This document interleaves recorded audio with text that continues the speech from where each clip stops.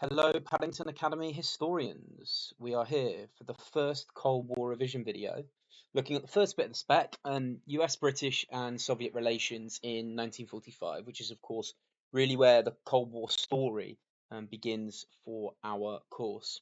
Now, this is a revision video. It will be probably around 40 minutes long, hopefully. That is designed, obviously, to help you revise this phase of the Cold War specification. What I want to talk to you about before, because I'm assuming in the revision sequence, this is probably where most of you will start for pretty obvious reasons. It's the first part of the spec. I just want to talk to you about revising in history and revising for success. These are the different stages that you need to go through when it comes to history revision. And I'm going to go through each one by one now. Stage one is looking at the specification and revision overview. Okay, you should have your specification out in front of you whenever you are revising. It looks like this. Your teacher will have given it to you. It's also on the student SharePoint. It's really important to have this because it gives you a breadth of your whole revision. It gives you a sense of the whole story. And then you can get a feel for the whole course, the whole story, and the order of it, and begin to chunk it up in your minds when you're going to attack different bits of the revision. Possible tasks you can do around this is ragging the modules you're most and least confident on. That obviously means red, amber, green. Planning out a history revision timetable based off the spec. I mean, if you're 2 months away from your exam, which is probably when you want to start revising hard, you might think, okay, I'm going to do a piece of the spec or 2 bits of the spec every day, and then I'm going to go down to doing kind of like 3 bits of the spec every day and do it in waves like that. And then you can kind of match up your notes to it and identify any gaps due to illness that you may have missed. Second stage is then really the most difficult stage. This is the trenches, guys. This is the most difficult bit. It's knowledge recall. History is about knowledge, and knowledge is porridge. If you know a lot about the Cold War or Tudor history, for example, for your other course, you will be largely fine. But this is the phase that kids don't do well enough in. You need to sit there and you need to memorize and suck up as much knowledge as possible. That could be flashcarding, that could be mind mapping, that could be notes, that could be color coding, that can be a million different things, online quizzing, notebook LM, using AI to help you. But you must do this. And this is probably what about 70% of your revision is going to be. Okay? It's the knowledge recall, it's the hard yards. Now, this video should help you in it. This is another way of memorizing knowledge because hearing a subject expert, myself, talk you through each part of the spec will help. But honestly, if you are only reliant on this video, you are not going to do very well in your A levels. One, because this video isn't enough, okay? Most students throughout the course of modern history and how they've learned and how they've revised has not been with a video of their teacher talking them through the course. Very few students have been that lucky, okay? So my point is, if you use this video as a supplement to supplement the traditional revision that most students have done, you will be in a very, very strong place, okay? So this is a bonus, this is a supplement. And let's be honest, it probably says a lot about you. If you're only using Mr. Trudgeon's revision videos, you probably shouldn't be going to university. Because if you can only learn when a teacher sits down and makes a video for you, I tell you what, guys, that's not life. That's not what's going to happen in your job. Okay, someone isn't going to have the time and the delusion, quite frank, that I have to sit down and make videos for you. So this must be a supplement to all of these other tasks, not to replace it. You then apply it, okay? You then apply your revision, which is the third stage. That is obviously applying it to past paper questions. That's really in planning, okay, in my opinion. You plan, you plan, you plan. Can you come up with 3 peaker paragraphs? Can you plan this source question? You plan voraciously. You get loads of A3 paper and you just bang out plan after plan after plan. But you can't plan effectively if you don't have the knowledge, which is why this step is so important. So this should be about 70% of your revision time, and then you spend about 20% planning, planning, planning, planning, planning, because of course, whilst you are planning, it's forcing you to do the knowledge recall. And then you practice past paper questions, which are good in time conditions. This is obviously really important, but you'll constantly hear people within the sixth form team say it's all about practice. It's not about planning. It's all about practice. Yes, for pretty much every subject outside of history, because a paper is 2.5 hours, and you'll write 3 essays in that time. So it's not actually an efficient use of your time always to basically write an essay because it takes so long. Actually, planning is really good in history. Because my point is, if you can plan it, you can write it. because across your 2 years in history, you will have written probably 40 history essays, which is a lot, maybe even more, to be honest with you. So my point is, we will get you in a place where your writing is very, very good. So your job is to make sure that you can plan, because if you can plan every question, you can write it. So yes, past paper practice is good, and writing in exam conditions is important. But actually, I would say in some ways, providing you've done a good job across the 2 years, it's actually one of the least important phases for me. Right, thank God. Let's actually get into some history. So we're going to look at this first part of the spec, of course, US, British and USSR relations in 1945. And let's just remind ourselves of the Cold War from a kind of geographical perspective and a geopolitical lens. We have, of course, across the duration of the Cold War between 1945 through to 1991, we get the world really divided between East over here, okay, East and capitalist West, okay, which is worth reminding. And this is just a way to really ground us as we move through the course and this revision video, okay. Now, for the purpose of this revision video, there's actually quite a lot in the first bit of the spec. I was surprised when I was planning this video. I haven't taught it through for a couple of years now because, of course, Mr. Sayer teaches year 12 now, although I know this unit very well. And it kind of shocked me how much is in it. There are 15 different chunks I've broken the story into, and whilst I have more than 15 different slides, I've broken it down into this way because I think it will help you really.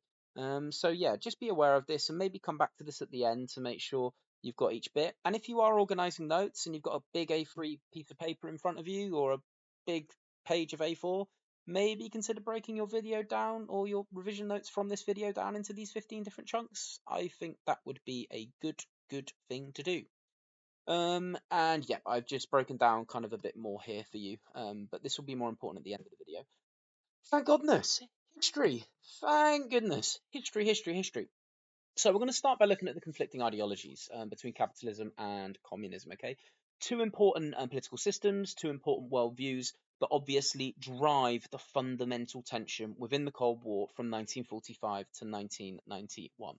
And whilst you guys will, of course, be aware of this because most of you are revising this in year 13 and you know the differences between capitalism and communism because you've been breathing them, living them, and studying them for 2 years, a quick refresh can't do any harm. But I'm going to be quick through these slides because you should and do know this. So, after 1945, ultimately, the key driving tension within the Cold War were rooted fundamentally in opposing ideologies. The ideologies of Western capitalism versus Soviet communism. Okay, um, and just a reminder that Soviet communism really develops after 1917 and the October Revolution, led by Vladimir Lenin's Bolsheviks, and Western capitalism really develops over a period of hundreds of years, really. But most of people trace modern capitalism back to kind of the Netherlands or the Dutch in the 16th, early 17th century. But obviously develops in America really across the 18th, 19th, and early 20th century. And really by 1945, America is the main kind of capitalist beacon throughout the world. And unsurprisingly, both sides believed that their system and worldview was morally superior and therefore should expand globally around the world. And we'll look at that in a bit more detail in a moment. So just a reminder, capitalist states feared communism and they feared it would spread through revolution and coercion. And if you are a powerful person in the United States of America, like a politician or a businessman or woman, you obviously want to stop the spread of communism or contain the spread of communism. And if you are a communist, the Soviets fear capitalist encirclement and the return of hostile invasion because Russia does have a history of being invaded, okay? And they feel and fear capitalism as an evil, greedy, decadent ideology. And therefore, they do fear encirclement from capitalist nations. And therefore, that justifies the Soviet buffer zone or sphere of influence. And obviously, ideology is central to the Cold War, central to security, power, and geopolitical influence. So let's have a look at Western capitalism and the key features of it. But again, we're going to move through this quickly because you should know this. So it's based on political freedom. Okay, ultimately, it's based off liberalism. Okay, political philosophy of liberalism. Okay, and this essentially says there should be individual rights enshrined to each individual in the country, and there should be free and fair elections. Your economy should be based on kind of liberal democratic principles, centered on free market capitalism. Okay, so limited state involvement or intervention within your economy. Sorry, it won't let me highlight this. Competition. So there should be dynamic competition between actors within the economy, which drives meritocracy, dynamism, and economic progress and growth. And there should be private enterprise, which means you should be able to own your own business, have your own business, and of course make money and get on in society. And you will contribute some tax, okay, but obviously it will be at a moderate and sustainable level. And those are all liberal democracies or liberal democratic principles, okay, as we say, okay, from a constitutional perspective. Um, so, limited state intervention, inequality accepted as a consequence of opportunity. So, this is a key difference between capitalism and communism, okay? Capitalism ultimately believes in equality of opportunity, okay? Equality of opportunity, okay? And what that means, everybody should have the opportunity to have an education. Everybody should have the opportunity to get healthcare. Everyone should have the opportunity to participate in the economy. And they also believe in something called foundational equality, which basically means that, at birth, everyone is born equal and therefore everybody deserves equal rights. Okay. And we see that. We see that in documents like the UN Declaration of Human Rights. We see that within the American Constitution as well.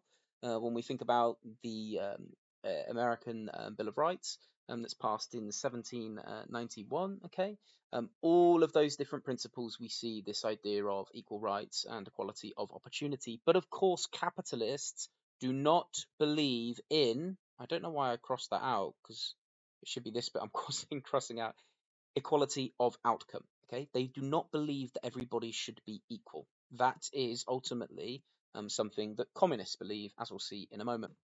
They see economic growth as the route to prosperity and stability, and they view communism as a threat to freedom, democracy, and economic choice. Okay? So, the opposite, the USSR and communism.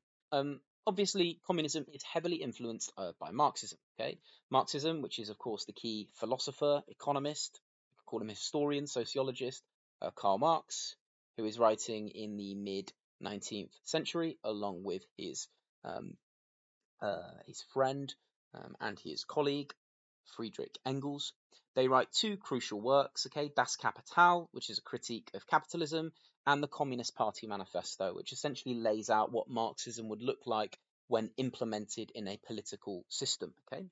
And Karl Marx essentially viewed society as a struggle between the proletariat being the working classes, and something he called the bourgeoisie. Okay, I'm not going to spell it out for the purpose of this video because I may slightly misspell it, and also due to the fact that I'm going to struggle to fit it on this screen. Or could I fit it on this screen? Maybe. Okay, I'll try and fit it on this screen. Or bourgeoisie. Perfect. And I actually did nail the spelling, I think. You can Google it, but I'm pretty sure that I did. Okay. Now, the bourgeoisie are the elites, and the proletariat, okay, are obviously the working class here.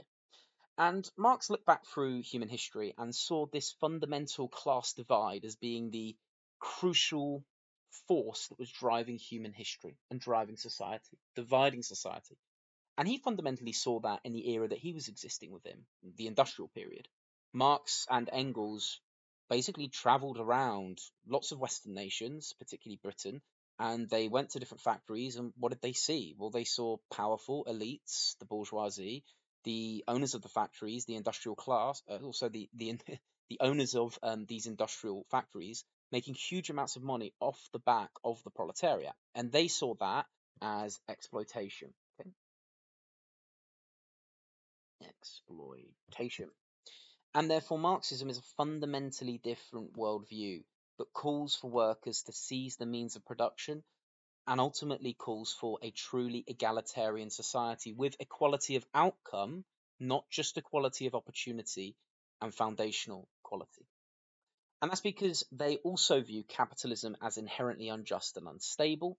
They see it as unstable partly because of the nature of boom and bust that is often so inherent within capitalism. You get periods of boom and then you get periods of bust or recession, okay? And they see it as unjust because it facilitates gross inequality, okay? And they do not think that is sustainable and good for the overall cohesion within society.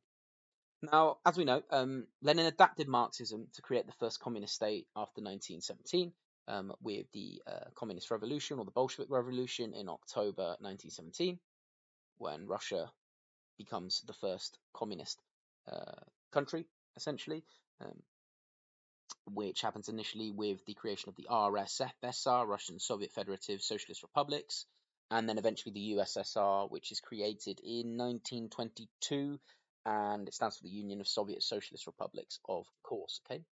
Now, Stalin, who actually comes along in 1924, January 1924, after Lenin dies, he further modified communism, okay, into an authoritarian centralized system, which basically means Stalin takes all power, and he also sets up kind of like a hero cult surrounding him, okay, and also an almost messianic complex where he basically gets people in the USSR to worship him as a sole kind of totalitarian autocratic leader, which is what we see. So if you're struggling to understand the difference between capitalism and communism, which you really shouldn't, just have a read through these slides, which will help you, okay? Help you just break it down into simple blocks. Obviously, in the US and in the West, democracies, generally several political parties who can contribute, they can ultimately compete for power. And then, obviously, in the USSR, you have dictatorship, only one political party, the Communist Party. There's no choice, there's no democracy, there are no real elections. The economy, as we know, industry is owned by individuals, there's power of ownership, but in the USSR, everything is owned by the government. There's no private ownership or enterprise. Why? Because that would, of course, facilitate inequality. Instead, the government runs everything and divides it up equally, okay? So everyone shares things equally. It's the idea of equality of outcome. And their trading relationship tends to be more insular, okay? So internal with only other communist countries, whereas capitalist countries tend to be more outward facing and tend to basically do deals with whoever can make profit for them, really. And in the USSR, there tends to be high levels of censorship and control, unsurprisingly, particularly after Stalin comes to power in the USSR. Whereas in Western capitalist economies, obviously the country that tends to be based around liberal democratic principles facilitates little censorship, and therefore freedom of speech is allowed and enshrined in individual rights. Okay, and that's the thing: individual rights, rights to the individual. Whereas in communist societies, you tend to see a lack of individual rights because the focus is put more on the collective than the individual. Now, you might think that's good, but the point is, well, if you're willing to do things based off the collective, then you might end up doing some pretty nasty things. Because actually, one of the problems with Stalin and Stalinism was that Stalin saw the pursuit of a communist utopia as ultimately the most important thing. Now, if you are kind of chained to that quite dogmatic view of the world, you'll be willing to do some pretty unpleasant things in the justification of the collective, okay? So you'll justify it as saying, oh, it's for the collective. So we have no issue with killing individuals or killing some groups if it justifies the collective and benefits the whole, really. And that is not what we would stand for in a liberal Western democracy. Okay, we wouldn't allow that because everyone has rights in our countries. So, why does this actually matter for the Cold War? Well, we know that both sides believe expansion of their other ideology threatens their fundamental survival. Okay, I think the easiest way to kind of imagine this is imagine you're a kind of rich American businessman. You would fear communism because it takes away your power, it takes away your status, it takes away your wealth, and Americans and the idea of the American dream and being able to get on in life and compete and better yourself is kind of fundamentally at odds with the communist view of the world. Okay, so you would fear communism, and similarly, the Soviets fear capitalism in many ways. They've read the work of Marx and Engels, which basically predicts an inevitable war between capitalism and communism. And not only that, they kind of think that capitalism and capitalist ideas are basically a bit backwards in many ways. This idea of inequality and allowing inequality to become so rife, they see it as kind of decadent, greedy, um, and backwards. And then within the conditions of the Cold War, when we think about the arms race and the competition, the espionage, the competing for geopolitical influence, I think these rivalries really intensify and intensify and intensify over time to really encompass so much else. So yeah, as we said, kind of security concerns quickly become part of that. They become global rather than regional. Ideological certainty fueled suspicion, mistrust, and zero-sum thinking, and that's where we see the espionage in the Cold War. And there was cooperation during wartime as part of the Grand Alliance, but it didn't remove these tensions. They still existed. They were just buried. Okay, and with the common enemy removed, and the common enemy, of course, being Adolf Hitler, it kind of sets the conditions for this inevitable post-war confrontation. So here is our story, actually, of all our first units. I'm just going to lay them out. Oh, goodness, here. Here are the key moments, key milestones, really from Unit 1 to 4, actually. But of course, today we're only focusing on Unit 1, and we're going to focus really on these events. Technically a bit of this, although we'll come to this a bit more in Unit 2. Today we're really focusing on Yalta and Potsdam, and the use of the atomic bomb, the end of World War II, and the growing suspicion that was really there by the end of 1945, early 1946.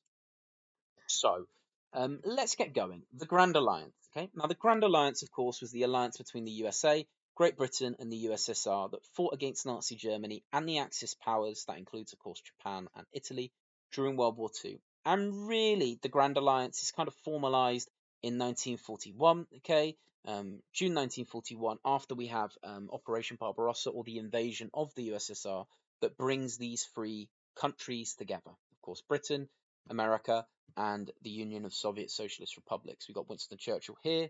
We've got Franklin Delano Roosevelt here, FDR, as he's more commonly known. And then, of course, we've got Joseph Stalin here. So, there we go. Cheeky animations from me there. And the point is that these world powers, really by 1943, were concerned about the shape that the world would really take hold into after the end of the Second World War. So we know that at the end of the First World War, there are attempts to kind of plan out a future vision or make a world order in 1919 with the Treaty of Versailles, but also with the establishment of the League of Nations. But ultimately, the Treaty of Versailles and the League of Nations fails because it fails in its fundamental objective, which is really to prevent a Second World War. So really by 1943, when it's clear that the Nazis are beginning to lose the war, and obviously it's not clear at that point that the war is going to end within 2 years, but it seems fairly obvious that it's going to be difficult for the Nazis to turn this around. It's important for the Grand Alliance to meet, to begin to discuss and set up the post-war architecture, the post-war framework that will govern the future of the planet, really.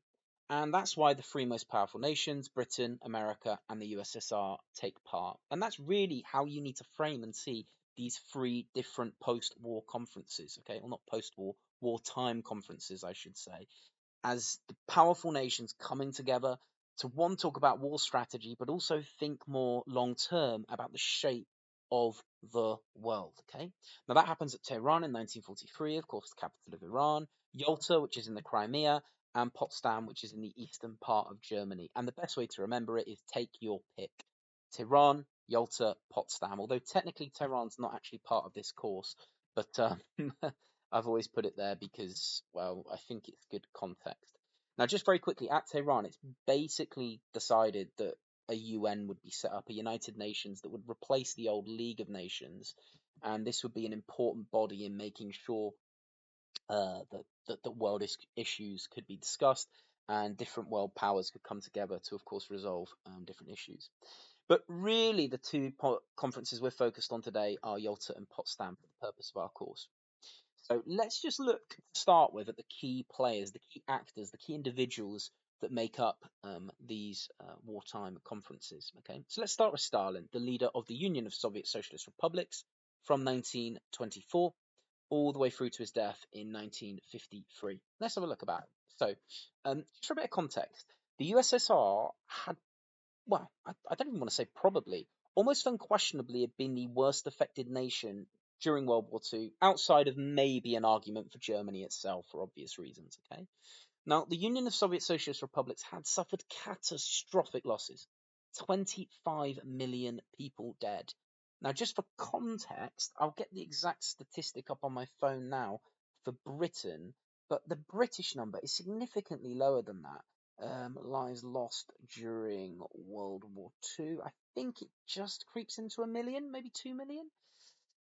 Uh, no, significantly less than that. So the conflict resulted in approximately, probably about 500,000 service deaths and then about 70,000 civilian deaths. Yeah, about 600,000 people died, compared to 25 million in the USSR. So almost numbers that are largely incomparable, to be totally honest with you. And therefore, for Stalin, security is so important for him. He does not want the USSR to be invaded, okay, from the West again. And this is really important. Let's just get up a world map a minute. Let's just do it. Go on, let's do it, Mr. Trojan. Let's get it up. So let's have a look at a world map. Zoom out, Mr. Trojan. If I can. Brilliant. You can all see where I live. Fantastic. Is it going to allow me to zoom out? Yeah, just about. So let's zoom out. Okay. Now, if we see Russia here, or the USSR, okay, and of course it does control some of these territories in Eastern Europe, but it has a long history of being invaded from the West, okay? It's invaded from the West under Napoleon, okay, of course, although Napoleon fails to take control of Russia, he never makes it to Moscow. We've also got the invasion during the First World War and the invasion during the Second World War. So this kind of determines Stalin's viewpoint and the fact that he wants security and control of parts of Eastern Europe to make sure that Russia is not vulnerable to attack from the West in the future. Okay? And I suppose it's compounded when we think about the difference in ideology between capitalism and communism, and the fact that in many ways Stalin believes in this inevitable war between East and West. So security is of crucial importance, and therefore Poland is the key buffer state in Eastern Europe. And I probably should have showed you that on the map just then. But if we go back, okay, and just a reminder that lots of these nations, okay, in fact, all of these nations here, Estonia, Latvia, Lithuania, Belarus, Ukraine, and Moldova, at this point were part of the USSR. They were Soviet socialist republics. Controlling these Eastern European satellite states, Poland, Slovakia, or Czechoslovakia it was called at the time, Hungary, etc., were all important for Stalin to maintain the security of his Union of Soviet Socialist Republics. Okay. Now, Stalin was much more pragmatic than people give him credit for. Okay, he's a pragmatist, but he is deeply suspicious of the West and capitalism. That's what Stalin's bringing to Yalta and later Potsdam. Let's look at FDR then, okay? So this is Roosevelt, of course, Franklin Delano Roosevelt. And he actually has a much more kind of optimistic and altruistic view of the future. I think in many ways it's shaped by the fact that Roosevelt himself had been such a political titan, winning presidential elections in 1932, 1936, 1940, and 1944, winning 4 elections, okay?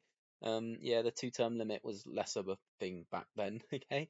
And he's kind of shaped by this. He's a real political victor. Okay, he's kind of won all his life, and he has quite an optimistic and altruistic vision of the future, one that will essentially be governed by key institutions like the UN.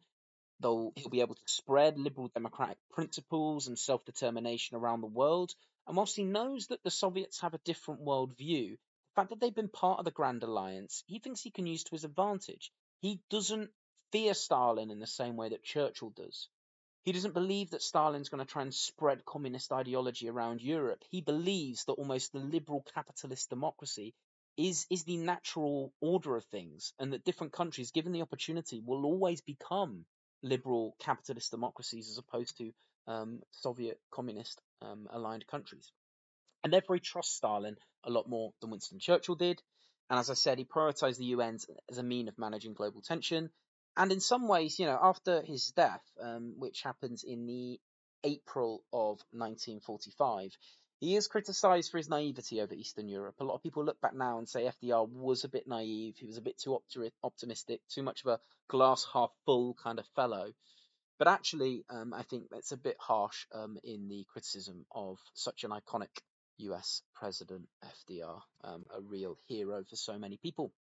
And of course, speaking of heroes, we cannot forget Winston Churchill, of course, okay?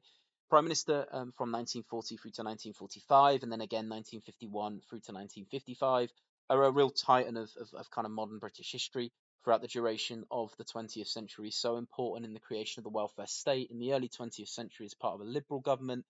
important in kind of shaping the conservative administration of the 1920s. And even though he kind of goes off into the political wilderness in the 1930s, he is called back in the spring of 1940 to help prepare Britain against the shocking prospect of invasion from Nazi forces. After the Blitzkrieg through France, you then have the evacuation of Dunkirk and then the Battle of Britain that Britain just manages to survive, partly due to Churchill's unbelievable leadership and charisma. But Churchill himself, as a real kind of veteran of foreign policy, okay, and he really is by this point. He's been in and around politics for about 50 years. He has a wealth of experience, and he's deeply suspicious of Joseph Stalin and his intentions because Churchill fears that Stalin basically will want to try to dominate Europe, and that is slightly less of a worry for FDR given where America sits across the Atlantic. But of course, over time, that does begin to metastasize, and the Americans do become increasingly involved in Europe. So Churchill himself, believes that Soviet expansion threatened British interest in Europe and also in parts of the Middle East as well and Central Asia. And Churchill himself favours this idea of spheres of influence. And we'll look at this in a moment with the percentages agreement. But this spheres of influence basically allows the British Empire to continue in some guise, and Britain still being able to have major influence around the world. He's less concerned with democracy than strategic balance, as we will see in the percentages agreement. Now, the percentages agreement was signed in 1944, basically between Britain and the USSR, and it was an informal deal between Churchill and Stalin. Okay, bear in mind at this point the Grand Alliance is still well and truly alive, and it divides influence in Eastern Europe by percentages. So, for example, Romania would be 90% Soviet and kind of 10% British. Greece would be 90% British and 10% Soviet. Now, over time, these nations would be given autonomy. Okay, they would be given independence in theory. Obviously, it doesn't happen in Romania because they're always aligned to the USSR, but that was kind of Churchill's vision. But this demonstrates pragmatism over principle. It's not like Britain wanted to administer every single zone. They wanted to split it up with the Soviets. Okay. But as we say, it does contradict rhetoric about democracy and self-determination because some of these different nations, like Romania, for example, eventually do basically get Sovietized and are aligned within the Eastern Bloc to the USSR as a key satellite state, really from kind of 1948 all the way up until 1989 in Romania's case. Yeah. And just a reminder, one of the key important people, in signing the percentages agreement was Anthony Eden, who was British Foreign Secretary from 1940 to 45, and he does feature in this first bit of the course. So just be aware of that name, Anthony Eden, Foreign Secretary, later Prime Minister between 1955 to 57. Be aware of Anthony Eden because he could come up as somebody, could feature in a source, or actually you could see a source written by Anthony Eden, the Foreign Secretary, who was influential in signing the percentages agreement and also was important at Yalta and to some extent Potsdam. So, what actually happened at Yalta? Now, Yalta takes place from February the 4th to February the 11th in 1945. And just a reminder where Yalta is. Yalta is in the Crimea.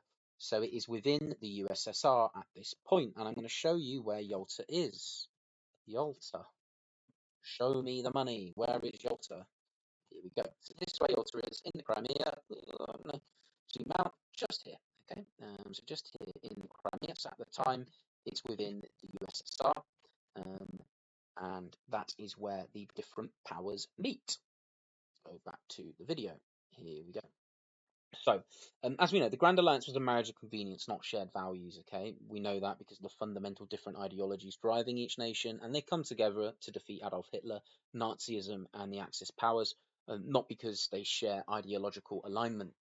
At this point, the key context is that the Red Army, of course, being the Soviet army, okay, controls most of Eastern Europe. They, after the Battle of Stalingrad from 1942 to 43, are basically able to push back a lot of the Nazi forces across the Russian plains, back through Eastern Europe, and at this point, really pushing them back towards Berlin. And the famous Battle of Berlin would take place really from March through to May 1945. Stalin wanted security through friendly governments on Soviet borders, which basically means that he wants communist governments in Eastern Europe, okay, communist satellite states. And we know that Roosevelt wants cooperation and post-war stability through the UN, and Churchill fears this expansion and wants to protect British interests. And the emerging disagreement at this point really comes over Poland. So just to break down the objectives again, for the USA and Britain, it's collective security via the United Nations. It's free elections and self-determination in Europe, which are key important parts of liberal democratic thinking. Liberal democratic thinking. They want economic reconstruction for institutions like the IMF and the World Bank that were established in the aftermath of the Second World War, both that many see as kind of, capitalist institutions. And they want a democratic rebuilt Germany, okay? And that democratic rebuilt Germany would not be a communist one, it would be a capitalist one. On the other hand, Stalin wants security through spheres of influence in Eastern Europe, which of course could end up being a communist sphere of influence. And he wants a weak Germany to protect and prevent future invasion. And actually, here's one of the differences. Um, the Western powers, whilst at this point they don't necessarily want a strong Germany, they don't want a weak Germany. Okay, and that's because what they don't want is they don't want a repeat of course, what happened in the 1930s, which is Germany, the attempted reconstruction after World War One, ultimately failing, and the rise of extremism and Nazism.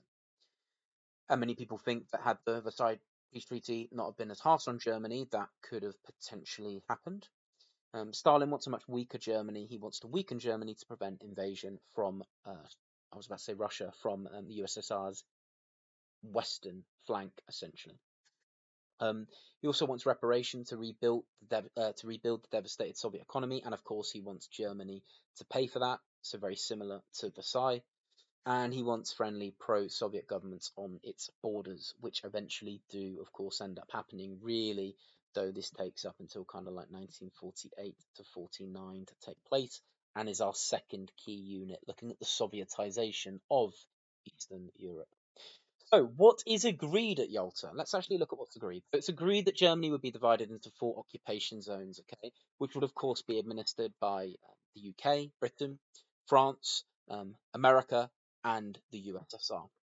Berlin would also be divided into those 4 different zones as the capital, but it would lie deep in the Soviet zone, and this obviously stores up many problems for the future with both the First Berlin Crisis and the Second Berlin Crisis as well. The USSR agrees to join the war against Japan after Germany's defeat. This is in February, they agree that. A declaration of liberated Europe would promise free elections, and this was essentially like, a kind of like a pledge, a declaration that would basically be delivered at the end of the war. And superficial agreement at this conference fundamentally masked deeply different interpretations of the future of Europe and de facto the future of the world, to be honest with you, at Yalta. And some of these emerging divisions are over Poland, okay? Although the divisions over Poland would become much more pronounced at Potsdam, they are emerging already. So just a reminder of the division in Germany that we see here, okay? The division into 4 different zones, okay? You see the American zone here, okay? You can see the British zone up here, American zone here, and the French zone here, unsurprisingly, because of the border with France, and then the Soviet zone here and Berlin being chunked up into 4 different ways too. So that was the plan, really. So let's have a think about what happens after Yalta. Because the impact of the kind of 4 months between Yalta and Potsdam really does lead to quite a significant deterioration. But the deterioration would get much worse at Potsdam when it comes to the ultimate breakup of the Grand Alliance. And this is because there was disagreement over how free elections should operate in Poland, and we'll come to Poland in a bit more detail in a moment. Stalin backed the pro-communist Lublin government, and the Americans and the British do not want that for obvious reasons. Roosevelt wanted genuine political pluralism, which means free elections, and there were mutual accusations of bad faith, and the trust between the different sides rapidly erode. Now, you can be thinking in your heads, and I don't know if Mr. Sayer got you to do this, but whenever I used to teach this, I always used to get my kids to think, guys, why would Britain and to some extent America be so concerned about Poland turning communist? And the answer is, of course, Poland was the main reason Britain got involved or, helped cause World War II. Yeah? Think about it. After Hitler invades Poland on the 1st of September 1939, it's 3 days later, okay, on the 3rd of September, that Britain and France declare war on Germany. Yeah? Britain enters the Second World War to save Poland. So how does it look that he spent 6 years fighting a war, of course to defeat Nazism, but almost to protect Poland in some ways, and yet you could potentially just hand Poland over to a communist superstate or a communist super alignment of Soviet states into Joseph Stalin's hands? That is not what Winston Churchill and to a large extent FDR want to do, but it's certainly not what Harry Truman wants to do, who replaces FDR as president in 1945. Okay, so that leads us nicely into Potsdam. Okay, nicely into Potsdam, and you can see some of the key leaders at Potsdam here. Okay, so we have got Clement Attlee, who replaces Churchill, literally at the beginning of the Potsdam Conference. We've got President Truman, who replaces FDR in the April. I'm pretty sure it's the April. Yeah, it is the April. Yeah, he is inaugurated. I'm just Googling it on my phone. 12th of April. Yeah, there you go. So 12th of April, he becomes president after FDR dies. And of course, we still have Stalin. So actually quite a lot of rotation from the Western perspective, but some stability on the Soviet side. So let's have a look at what happens at Potsdam and the kind of context behind it. So the context had changed dramatically since Yalta. And actually, before I go through these bullet points, I've made the decision. I am going to use my map. Oh God, no, not Yalta. Potsdam, because Potsdam is in eastern Germany. So it's in the Soviet zone, but you can see it here. Oh, as in Potsdam, Germany, just on the outskirts of Berlin here in East Germany. So in the eastern zone, okay, in the Soviet zone in Germany. That's where Potsdam is. So let's go through this now. So the context had changed dramatically since Yalta, largely because Roosevelt's replaced by Truman, and Truman is a much stauncher anti-communist. He dislikes the Soviet Union, he dislikes communism, and he doesn't have the warm relationship with Stalin that FDR did, which helps explain why Truman was much more confrontational with Stalin. And Churchill was of course replaced by Attlee. Now Attlee wasn't much more confrontational than Churchill. He shared many of Churchill's suspicions of Stalin, but the main difference, of course, is the replacement of FDR with Truman and his relationship with Stalin here. Okay, so the war in Europe was essentially over. Okay, by that point, the war had been completed after Hitler commits suicide in the bunker in late April 1945. But of course, the war isn't over in the Pacific between America and the Allies and Japan, of course.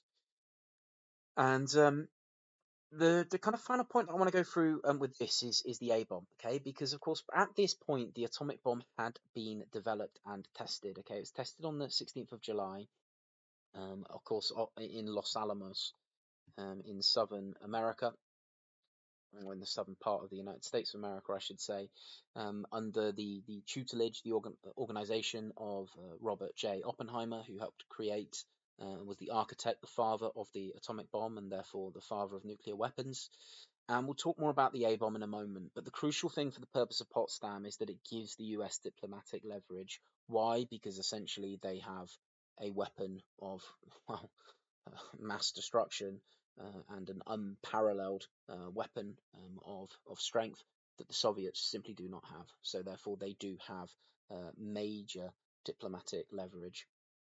And I didn't say this. Sorry, that should say 1945. It happens in July, so the 16th of July to the 1st of August, 1945. Now, this is really interesting. We'll go into this in more detail in a moment, but Truman chose to inform Stalin that the US possessed a new weapon of unusual destructive force. Now, Stalin did basically know that it meant nuclear weapons because the Soviets themselves have been trying to develop nuclear weapons for the 2 to 3 years before that, and there'd really been a race on during the Second World War for nuclear weapons. Nazi scientists trying to develop it too, American scientists at Los Alamos, obviously being the first to get nuclear weapons, and the Soviets as well. And we'll talk about that in more detail in a moment, okay? Um, and the atmosphere at Potsdam was far more confrontational. So let's just look at the key actors. We're going to whip through this a bit more quickly this time. So Stalin concluded that the USA was hostile to Soviet interests, particularly with Truman and his rhetoric. He wanted tighter control over Eastern Europe and was much more confrontational over Poland, seeing that as the key state that he wanted to Sovietize to get that buffer zone that he so badly wanted from invasion from the West. And he saw capitalism as inherently anti-Soviet. Now, Truman, which is worth spending a bit more time on, he was less trusting and much more confrontational than Roosevelt. Okay. Now, this is accelerated by the presence of the A bomb. The A bomb basically emboldens Truman to be more confrontational because he now has a weapon. Okay, he has the most destructive weapon on the planet, which means that he can be more assertive and aggressive. Okay, which is exactly what he does. Picture you're on the playground, okay, and you've got a water pistol. Okay, you are going to be big dog. You're going to pretend that you're big dog, and you're potentially going to go around and fire that water pistol. Although I hope you wouldn't do that because you would be respectful to everyone and you wouldn't want to get an hour for firing a water pistol. But anyway, you get my point. Now, Truman views communism as an aggressive threat. Okay, that's just ideological. Okay, and that's possibly because he wasn't as, shall we say, involved in the discussions and the sense of friendship and alliance building that took place between FDR, Churchill, and Stalin throughout the war. He believed that strength and pressure were necessary in negotiation and bargaining, which is why he was willing to use it at Potsdam. And he also favoured containment over cooperation, as we of course know with the creation of the Truman Doctrine in 1947, but that would not happen yet, okay? But we'll just put it there for future purposes. So let's talk about the A bomb. Okay, let's talk about the A bomb because this is such an important moment in human history, the creation of the atomic bomb and nuclear weapons. Okay, so Truman sees this as a diplomatic weapon. It's not just a military weapon that can cause mass destruction. It is something that can be used diplomatically for leverage to basically gain concessions, okay, out of the USSR and other world powers. Because if you have a weapon of mass destruction, you have kind of hard power that other countries around the world simply don't have. Now, he informed Stalin at Potsdam. Stalin was calm but calculating in his response. And I'm going to go through that story in more detail in a moment because it's a fascinating story.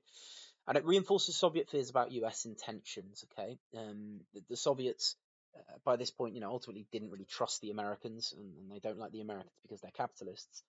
But ultimately, this further deepens the divide and almost ossifies and accelerates the divide between the USA and the USSR because of the nuclear monopoly that the Americans have. And go back to that word all the time, use it between 1945 and 1949 when the Soviets get nuclear weapons. The US have a nuclear monopoly, which helps drive the early phase of the Cold War. It, of course, accelerates the arms race. I mean, this is the beginning of the arms race. It's not inevitable there will be an arms race yet, but Stalin very quickly decides to basically build up and try to put more funding and more pressure on his top aides and diplomats to develop their own atomic bomb and their own nuclear weapons program. And this marks a shift towards confrontation. So I wanted to go through exactly how Truman actually tells Stalin, because it's a fascinating little story. So this is actually how Truman tells Stalin at Potsdam in July 1945 that they have basically created the first atomic weapon through nuclear fission, an atomic bomb. So it's at the Potsdam conference.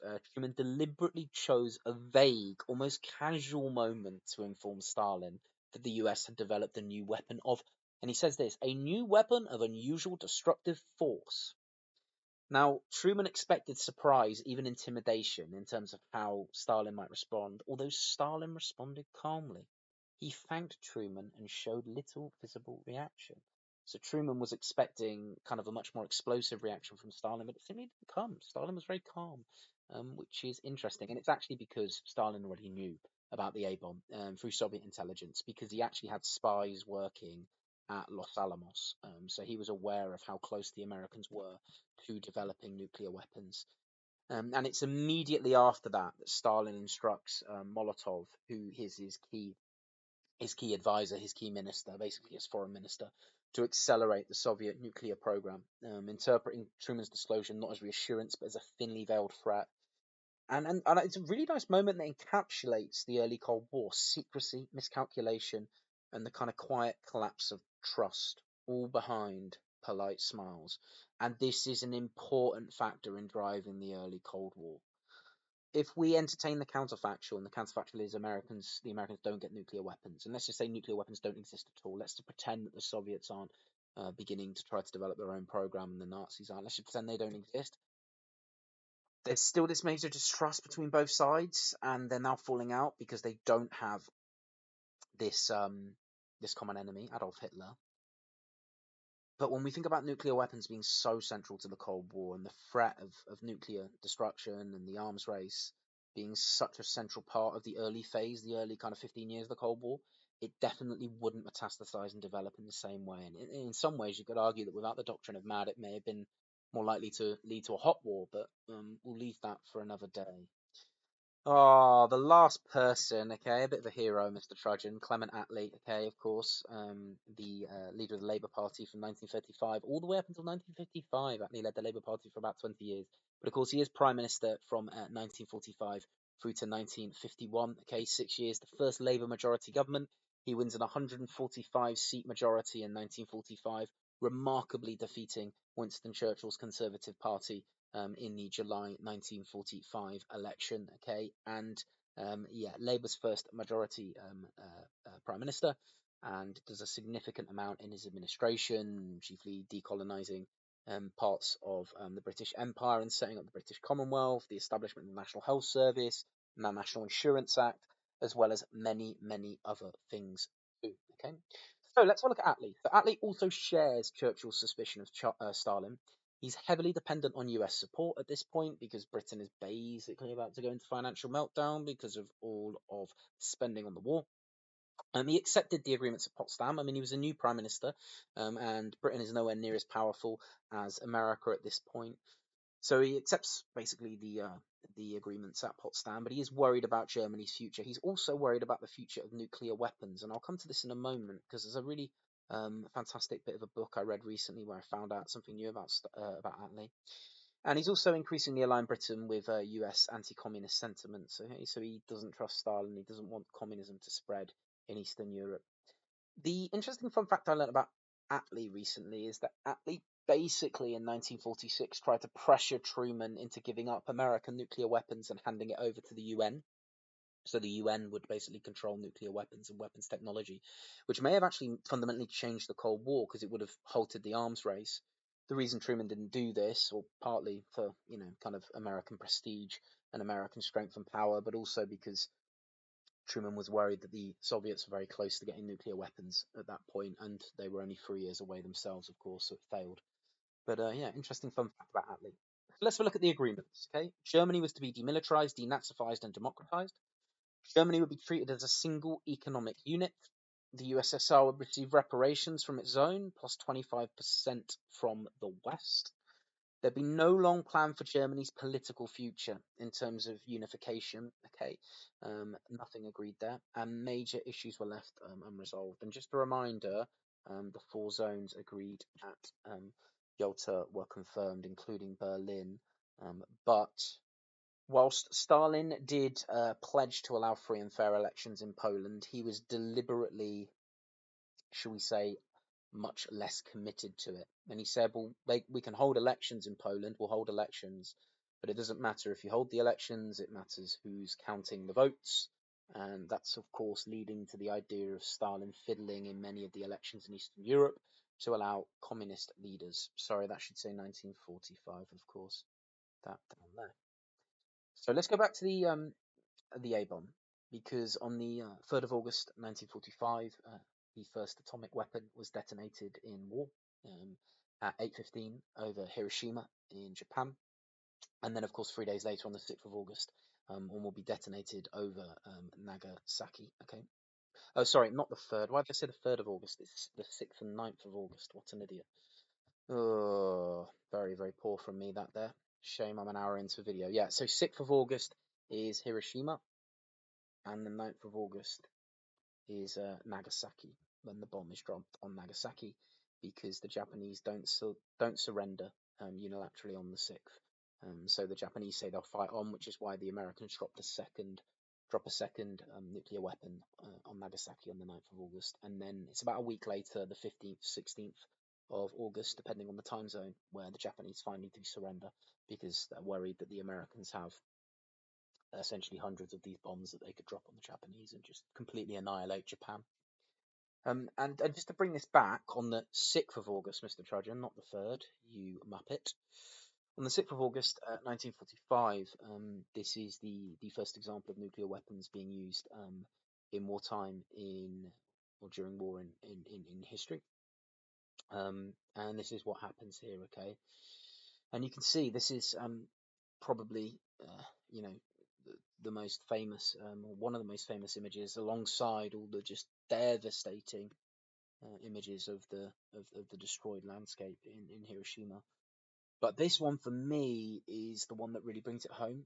So it's a wristwatch that somebody was wearing, and as you can see, the arrows on the watch are fused to the time of 8:15, which is the time the bomb went off, and that's because the temperature the bomb caused, the process of incineration, the bomb caused such destructive fires and high temperatures that the instant the bomb went off, this watch essentially melted, and the arms were fused to the watch, and so many people in the immediate blast radius would have just been basically burned to death or incinerated within a matter of seconds of the bomb going off. And it really just brings home just how destructive this bomb is, and just the profound change that this bomb brought when it comes to warfare and just wider geopolitical relations, really.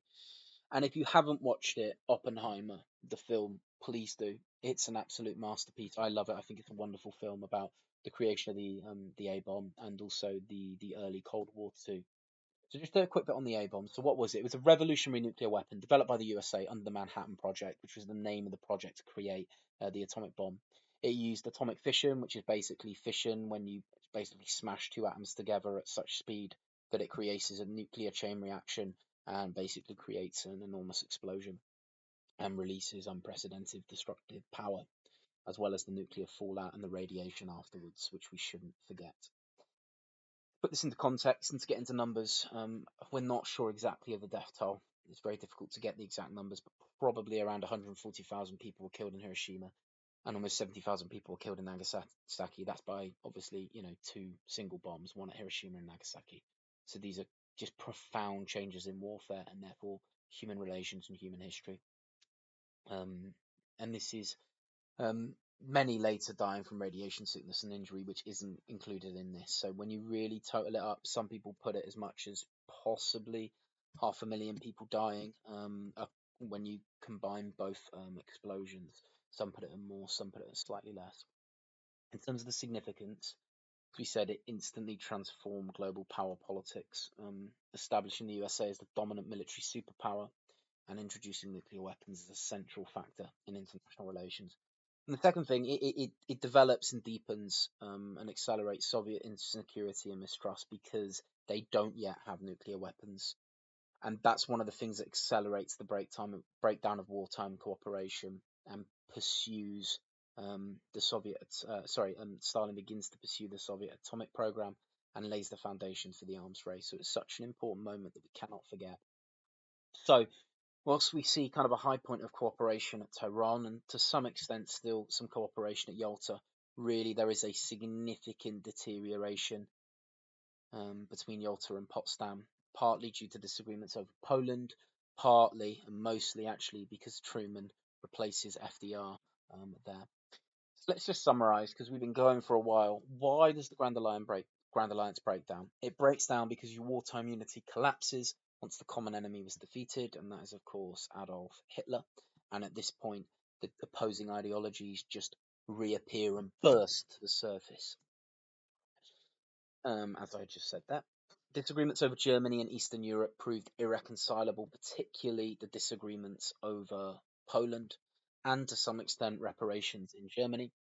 Leadership changes hardened attitudes, with Truman replacing FDR, of course. And then finally, by 1946, the foundations of the Cold War were firmly in place. I don't think you can say that a Cold War had truly begun by 1946, but the foundations were in place, largely because of the events of 1945, as we have seen in this video.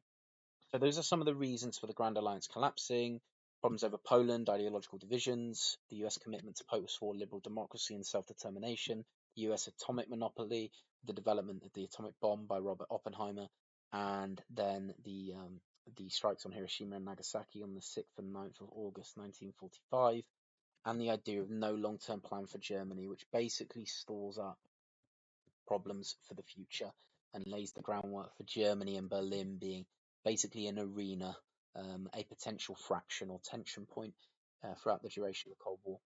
And these are the four kind of key bits we've looked at today. So I just want to encourage you to pause the video and read through this. Hopefully you've done that. Those are just the kind of key bits that we've looked at so far. And we'll go through these remaining events throughout our later revision videos.